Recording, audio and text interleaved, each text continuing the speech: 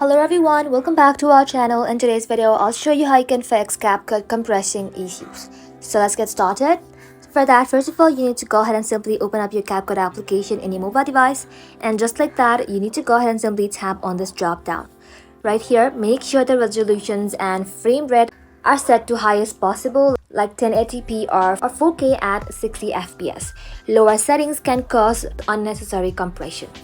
Also, on some iPhones, exporting an HDR can create problems when uploading to social media. So if you see a odd color or compression, try exporting in standard dynamic range instead. After you do that, head back to your home screen, open up your settings.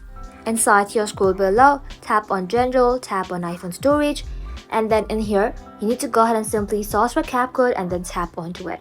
Just like that, tap on Upload app, then tap on Upload app again. This frees up space and can fix export bugs that leads to low quality compression.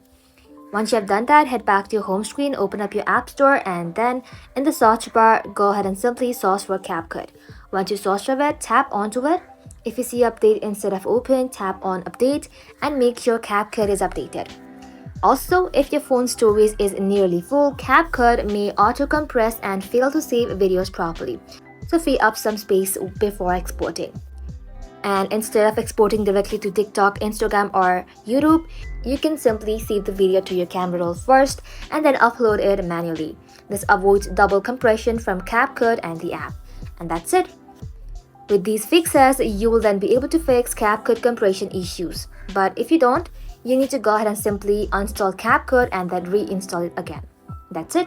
Thank you all for watching. If you found this video helpful, leave a like and sub, and I'll see you in the next one.